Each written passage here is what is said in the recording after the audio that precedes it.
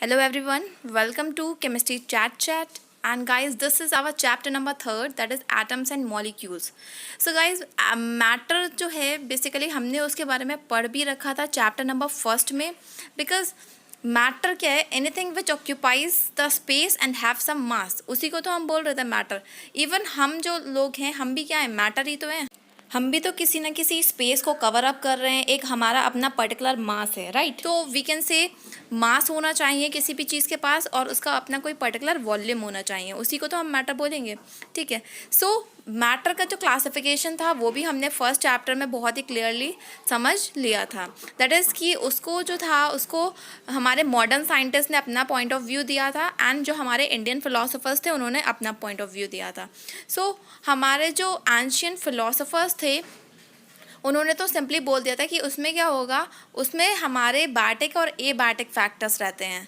Means basically वो किससे बने होंगे? कुछ हमारे 5 स्पेसिफिक कंपोनेंट से बने होंगे: air, earth, fire, water and sky. But modern scientist जो थे उन्होंने सिंपली बोला कि उन्होंने क्लासीफाई करा उनके फिजिकल और केमिकल प्रॉपर्टीज़ के बेसिस पे. दैट इज़ फिजिकल प्रॉपर्टीज़ के बेसिस पे उन्होंने क्लासीफाई करा कि सॉलिड, लिक्विड और गैस हो गया. एंड केमिकल प्रॉपर्टीज़ के बेसिस पे उन्होंने क्लासीफाई करा हमारा एलिमेंट, कंपाउंड एंड मिक्सचर. सो इस चैप्टर में हम उनकी जो कॉम्पोजिशन है, that is atom and molecules, उसके बारे में हमको पढ़ना है. एंड कुछ हमारे जो लॉज थे कि मैटर को लेके कि कैसे मैटर जो है वो एटम और मॉलिक्यूल से बना है, सो उससे रिलेटेड कुछ हमारे केमिकल कॉम्बिनेशन के लॉस थे, उसको हमको डील करना है इस चैप्टर में, राइट? सो मैटर बेसिकली इसको हम हिंदी में पदार्थ बोलते हैं. एंड ये पदार्थ वर्ड जो था वो एक हमारे फिलोसोफर्स थे, उनका नाम था महर्षि कणद. सो उन्होंने सिंपली बोला कि मैटर को हम पदार्थ बोल सकते हैं. ठीक है. सो उन्होंने क्या बोला? उन्होंने ये बोला कि मैटर जो होता है वो कुछ छोटे छोटे से पार्टिकल से बना होता है, जिसको हम क्या बोलेंगे? परमाणु और एटम, राइट? सो अब हुआ क्या? अब एटम की बात आती है. तो एटम का सिंपली मतलब क्या होता है? इनडिविजिबल, कोई ऐसा सब्सटेंस जिसको आप डिवाइड नहीं कर सकते. So guys, next thing is that एक हमारे इंडियन फिलोसोफर आए, उनका नाम था पकुदा कत्यामा. सो उन्होंने सिंपली ये बोला कि एटम जो होता है वो कंबाइन फॉर्म में भी एग्जिस्ट कर जाता है. ठीक है. जब एटम कंबाइन फॉर्म में एग्जिस्ट करेगा, सो उसकी जो कंबाइन वो फॉर्म है उसको हम क्या बोलेंगे? मॉलिक्यूल बोलेंगे. क्लियर? सो ये जो एटम का जो टर्म था, एटम जो नेम था, वो किसने दिया था? डेमोक्राइटस ने दिया था. And smallest particle of an element which participates in the chemical reaction, उसी को हम क्या बोलते हैं? एटम बोलते हैं. कोई भी छोटा सा पार्टिकल किसी भी एलिमेंट का, ठीक है, वो किसी केमिकल रिएक्शन में पार्टिसिपेट करता है, किसी केमिकल रिएक्शन में इन्वॉल्व होता है, सो उसको हम क्या बोलते हैं? एटम बोलते हैं. अब बात आती है इनकी एग्जिस्टेंस की कि मतलब वो किस तरीके से हमारे नेचर में मिलते हैं. सो 2 वेज हैं जिनके थ्रू वो हमारे नेचर में प्रेजेंट होते हैं. First one is the ionic form and next one is the molecular form, right? So guys, next thing जो आती है वो आती है प्योर सब्सटेंसेस. ये हमने बहुत अच्छे से क्लियरली पढ़ा भी था प्रीवियस चैप्टर में. अगर आपने प्रीवियस वीडियोस मेरी नहीं देखी हैं तो प्लीज़ उनको देख लेना. तो प्योर सब्सटेंस की बात आती है तो प्योर सब्सटेंस में 2 कैटेगरीज आती हैं. First one is the element and next one is are compounds. So elements basically categorized है हमारे 2 वेराइटीज़ हैं इनकी. First is atom, next one is molecule. And compounds जो हैं वो भी डिवाइडेड हैं 2 कैटेगरीज में. First one is the molecule and next one is the ion.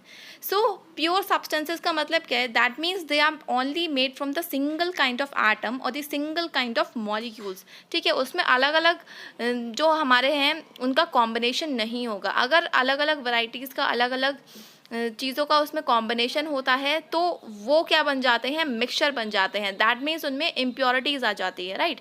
So atoms की अगर बात कर रही हूँ तो एटम क्या है? बेसिकली कोई भी यहाँ पर जो है एलिमेंट अगर वो सिंगल फॉर्म में है, मीन्स वो किसी के साथ बॉन्डिंग में पार्टिसिपेट नहीं कर रहा है, वो अकेले घूम रहा है बिल्कुल, सो वो क्या है? हमारा एटम है.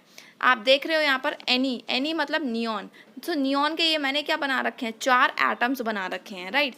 एंड मॉलिक्यूल में आप देख रहे हो जब ये एटम आपस में कंबाइन करते हैं, आपस में जुड़ते हैं, आपस में रिएक्शन करते हैं, तब जाके किसका फॉर्मेशन होता है, मॉलिक्यूल का। आपको दिख रहा होगा सेकेंड वाली फिगर में O2 है, O2 means oxygen. So that means दो ऑक्सीजन के एटम आपस में केमिकली कंबाइन हो रहे हैं, तब जाकर यहाँ पर मॉलिक्यूल्स का फॉर्मेशन हो रहा है, ठीक है। सो नेक्स्ट इज, अब बात आती है कंपाउंड्स की। सो कंपाउंड्स हमने प्रीवियस चैप्टर में अच्छे से डील भी करा था इसके साथ। सो कंपाउंड्स क्या होते हैं, जब एलिमेंट में जो एटम्स होते हैं वो आपस में, कई सारे एटम्स जो होते हैं वो केमिकली बॉन्डेड होते हैं एक पर्टिकुलर रेशियो में, तब जाके कंपाउंड्स का फॉर्मेशन होता है। सो अगर यहाँ पर मैं कंपाउंड्स ऑफ मॉलिक्यूल्स की बात कर रही हूँ, सो दैट मीन्स क्या हो रहा है, यहाँ पर मैंने बात करी वाटर की। सो दो हाइड्रोजन एटम जो हैं वो किसके साथ बॉन्डेड है, एक ऑक्सीजन के साथ, ठीक है। आपको दिख रहा होगा यहाँ पर ग्रीन कलर का डॉट है, उसके साथ में 2 रेड कलर की डॉट अटैच्ड है। तो दैट मीन्स सिंगल जो है वो ग्रीन कलर की डॉट वो हमारी ऑक्सीजन हो गई, एंड जो आपको रेड कलर की 2 डॉट्स दिख रही हैं वो हमारी हो गई hydrogen. So that means water is the molecule, ठीक है। So next is ion. अब आपको आयन का मतलब क्या है, आयन का मतलब है ये हमारे जैसे sodium chloride. So NaCl is a ionic compound, right. So basically ions होते क्या हैं, आयंस जो होते हैं वो या तो पॉजिटिव या फिर नेगेटिव चार्ज एटम या उनका ग्रुप जो होता है एटम्स का, उसी को तो हम बोलते हैं आयन। फॉर एग्जांपल अगर मैं बात कर रही हूँ सोडियम आयन की, सो दैट मीन्स Na पॉजिटिव। मैंने बात करी अगर ऑक्साइड आयन की, तो ऑक्साइड आयन का मतलब है O2 नेगेटिव, ठीक है। सो इनमें भी हमारे 2 टाइप्स होते हैं। फर्स्ट होता है हमारा कैटायन एंड नेक्स्ट होता है एनायन। सो इसको आगे हम डिटेल में डिस्कस करेंगे। So guys next thing is molecule. देखो होता क्या है, जब एटम या फिर एटम का कोई भी ग्रुप है वो आपस में जब केमिकली एक दूसरे से बॉन्ड बनाते हैं, केमिकली अटैच्ड होते हैं एक दूसरे से, तब जाकर कहीं मॉलिक्यूल्स का फॉर्मेशन होता है, ठीक है। सो इनके टाइप्स हम देख लेते हैं, molecules of elements and molecules of compounds. So elements की बात आ रही है। सो एलिमेंट का मतलब क्या है, जब सेम एटम आपस में कंबाइन होते हैं तब जाकर मॉलिक्यूल ऑफ एलिमेंट्स का फॉर्मेशन होता है, एंड जब डिफरेंट एटम्स आपस में कंबाइन होते हैं तब जाकर मॉलिक्यूल ऑफ कंपाउंड्स का फॉर्मेशन होता है। आपको दिख रहा होगा यहाँ पर O and O, that means same atom आपस में कंबाइन है ऑक्सीजन के यहाँ पर, ठीक है। सो O2 मॉलिक्यूल का यहाँ पर फॉर्मेशन हो रहा है। देन N मतलब नाइट्रोजन के एटम्स यहाँ पर कंबाइन हो रहे हैं, तब जाकर नाइट्रोजन के मॉलिक्यूल का फॉर्मेशन हो रहा है, ठीक है। सो नेक्स्ट वाले में आपको दिख रहा होगा that is molecule of compounds. So molecule of compounds में क्या हो रहा है, यहाँ पर सिंगल हाइड्रोजन कंबाइन कर रही है एक क्लोरीन के साथ, ठीक है। सो क्लोरीन का साइज हमारा बड़ा है with respect to the hydrogen. So अलग अलग एटम्स है ना, सो अलग अलग एटम्स आपस में जब केमिकली कंबाइन हो रहे हैं, केमिकली बॉन्डेड हो रहे हैं, तब जाकर मॉलिक्यूल्स ऑफ कंपाउंड्स का फॉर्मेशन हो रहा है। सेकेंड आपको दिख रहा होगा SO2। So that means 2 oxygen एक सल्फर एटम के साथ अटैच्ड हो रहे हैं यहाँ पर, ठीक है। सो क्लियर हो रहा है इतना। So now next thing is the father of modern atomic theory. अब देखो केमिकल कॉम्बिनेशन के ये हमारे कुछ लॉज हैं। सो इनके बेसिस पे ही एक हमारी डाल्टन की थ्योरी आई थी, ठीक है। उसको हम आगे डिटेल में डिस्कस करेंगे, लेकिन जो मेन इंपॉर्टेंट थिंग है वो ये है कि हमारे मॉडर्न एटॉमिक थ्योरी के जो फादर हैं उनका नाम है जॉन डाल्टन, ठीक है। So now let's see the laws of the chemical combination. अब देखो साइंटिस्ट लोगों ने कई सारी केमिकल रिएक्शंस करी, कई सारे एक्सपेरिमेंट करे। सो उनके बेसिस पे हमें ये पता चला कि भाई एटम जो है वही हमारी सबसे स्मॉलेस्ट यूनिट है, उससे छोटा कोई भी ऐसा यूनिट नहीं है, और एटम को फर्दर हम डिवाइड नहीं कर सकते, ठीक है। सो इतना ऑब्जर्वेशन हमें हो गया था। सो उनके बेसिस पे कुछ लॉज थे। So first is law of conservation of mass, next one law of the constant proportion, third one law of the multiple proportion, fine. So now law number first that is law of conservation of mass. So guys ये law जो था ये किसने दिया था, एंटोने Lavoisier ने, and in the year 1774। So he simply said that matter is neither created and not destroyed in a chemical reaction. कोई भी केमिकल रिएक्शन आपकी चल रही है, सो ना आप मैटर को बना सकते हो ना आप उसको ख़त्म कर सकते हो। दैट मीन्स आप जो है कोई भी केमिकल रिएक्शन है, सो उसमें मास जो है वो क्या रहेगा, कंजर्व रहेगा। मास में ना तो कोई आपको गेन देखने को मिलने वाला है ना तो कोई लॉस देखने को मिलने वाला है, ठीक है। सो इसमें 2 बातें आती हैं। इसमें जो होते हैं, दो बातें आती हैं, first is reactant and next one is the product. So reactant क्या होते हैं?